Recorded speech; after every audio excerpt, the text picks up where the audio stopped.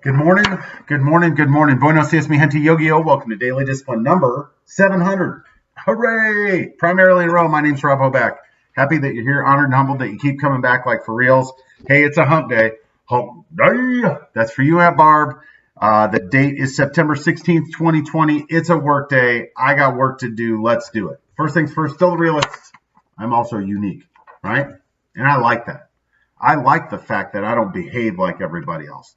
And when I say that I don't behave like everybody else, it's like I have learned the further I've gone in my game that just confronting the brutal facts with facts is always the best way. Always. Most people don't want to do that. They don't want to do the work to get to the facts. They want to shy away from difficult conversations. And I understand that that makes me unique and that some people are actually very intimidated by that. That's them, not me. It is what it is. I am unique, and I like it. On to my real talk, right? The further you go, the more sense it makes. What am I talking about? The further you go in your life. And think about this. There are things in our life that we get to a certain point, like, this is too hard. I'm going to stop right here. Well, all of those good pieces of advice that you have in your brain that people gave to you along the way, when you stop trying, when you say this is as far as we're going to go, the stuff doesn't make sense anymore. When you sit down and you're like, oh, well, I could go further, but that, or but that, but that. And look, I do it too, right? So I'm not, when I say you, I'm talking that guy right there. The further you go, the more sense it makes. Just like yesterday, I try to condense this. This is like a third or fourth take because I just keep getting off on tangents inside this conversation.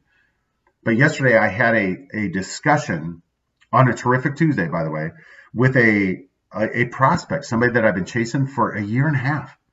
A year and a half I've been trying to get a hold. Canceled meetings, rescheduled meetings, just nothing ever takes. Finally, we get on the phone yesterday, and I'm thinking, well, we got here, right? And then when we got there for the second time, the second conversation I'd had with this company, once independently with this one guy, this time it was with this same guy and his boss. And this guy, like, he wants to keep bringing up stuff that happened 15 years ago. And so finally, I just went there, right? Another thing that makes me unique. Like, we can dance around this and you can keep beating me over the head what happened 15 years ago, or I can just say, is it over? Because it kind of feels like it's over. Like, we keep talking about what happened 15 years ago. Like, a lot's changed since then, and I get it, right? Like, if I lived through that, I might have a hard time getting past that too. But I think what I hear you're saying, you're not interested in discussing what we could do for you. And he's like, and the VP steps in, he's like, that's not at all. And I'm like, oh, well, I'm sorry. So I wasn't sorry. I wanted to say, this is how you're making me feel, this guy. By the end of that call, the VP is like, we want to provide you with all the data for take a look at all this stuff. Perfect. Like, if you wrote a manual and said, hey, here's how we want to engage with somebody, it was exactly like it ended up on that call. If two things wouldn't have happened, we wouldn't have got there. Number one, if I'd have given up, like, my lazy body would have told me to, like, you're never going to get in there. That guy's going to derail it. Stop trying to get a hold of that guy. Just kept going, right? Just kept trying. I'm like, he hasn't told me no yet. That's number one. Don't stop. Number two is sometimes you got to stand up for yourself. Sometimes you have to, like, find that intestinal fortitude and say, okay, there's a difficult conversation that needs to take place here. And you can be a coward, like I have been repeatedly throughout my life, like we all have. We're like, look, it's easier for me to not say something, to engage in that difficult and hope that, for the best. Or I can live my life like, okay, so thank you for that feedback again, right? And yeah. So, and then the third thing is, and then you go right back to, you got to keep going, right?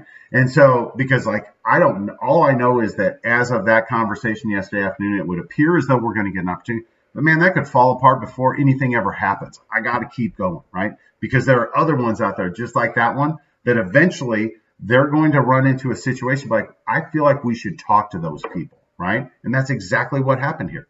And as if that was enough. So that was my day, right? I'm feeling pretty good about my day. And get to practice last night. There was some drama at practice. There was drama in practice, exactly like in my initial video to the team said, we are not going to do this. And there was a situation where somebody wanted me to engage in a heated, and I'm like, no, I'm not going to do it, right? There's no benefit to me engaging in that conversation. The further I go in my life, the more it makes sense. A younger version of me would have absolutely engaged in that conversation, would have yelled and screamed and said mean things and set a terrible example for the kids there. The further I've gone, I'm like, there's no value in that. That is my ego. That is my need to be right, telling me, like, go get him, Rob. Go get him. Nobody talks to you that way. Whatever, right? That's what, the further I go, that's the attitude. Like, what's it matter what that person thinks about me when I have the facts? I have the truth.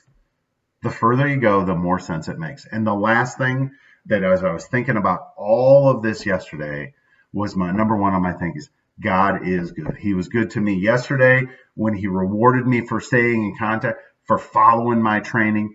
He was good to me last night when he reminded me, like, respond with love. And sometimes respond with love is just shutting your mouth and walking away, right? Setting a good example for the kids. God has been good to us. Number two, I'm thankful for the NBA. I don't know if you guys saw this last night, but the Nuggets beat the Clippers, right? There's a lot of storylines in there, right? The Clippers think that they thought they could just, like, take it easy and then turn it on. Problem is they ran into a team that had more belief than they did.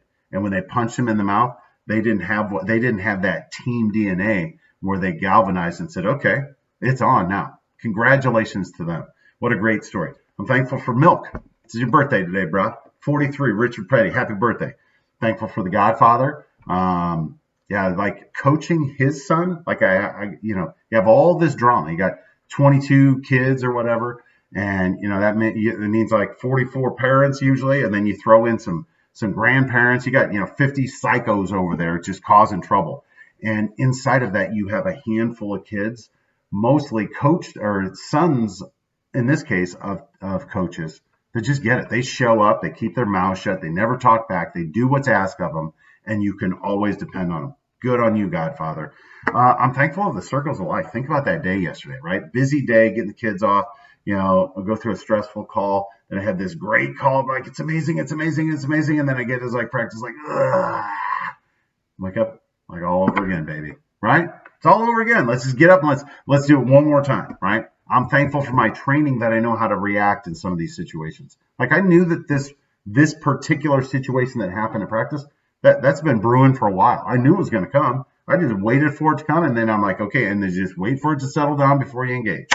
I'm thankful for the Big Ten that did the right thing, in my opinion, announcing that they're going to play fall sports. There's too many people, and I understand that the universities did it partly under pressure, right? Like, let's not act like that wasn't it, right? The president was talking about how he called the Big Ten, so like, hey, you need to get back to work. And I agree with him. We need to get back. We need to be responsible. But there are a lot of people that are dependent on that, for their livelihood. They've got to get to work. I'm thankful for the opportunity that presented itself yesterday at work. Again, it's just an opportunity. That's all it is. But that's where it starts, right? I'm thankful for facts and data. I've learned that lesson the hard way, right? Like, don't respond with your emotions and expect a good leader to respond to that. Like, well, my feelings are hurt. I want you to do something. Like, okay, well, the facts suggest we should do something else. Facts and data. As my buddy the Quan used to say to me, or has over years, for 20 years now, in God we trust. Everybody else needs to bring facts and data. And I'm also thankful for whatever today brings, tomorrow brings. I'm thankful for it all. Universal truths, right? If you want to be happy with your life, you got to be thankful for what you got. Oh, yeah, and 2 + 2 is always 5. God, I love that. Anyway, hands up, peace out, we're better together. I appreciate you guys stopping by on a hump day. We'll be back tomorrow on a Thank Yous Thursday. I went to the eye doctor this week, and I got new glasses. I just got to go pick them up. Maybe these ones will stay on my nose. We'll see. All right, we'll see you guys. Love you. Bye.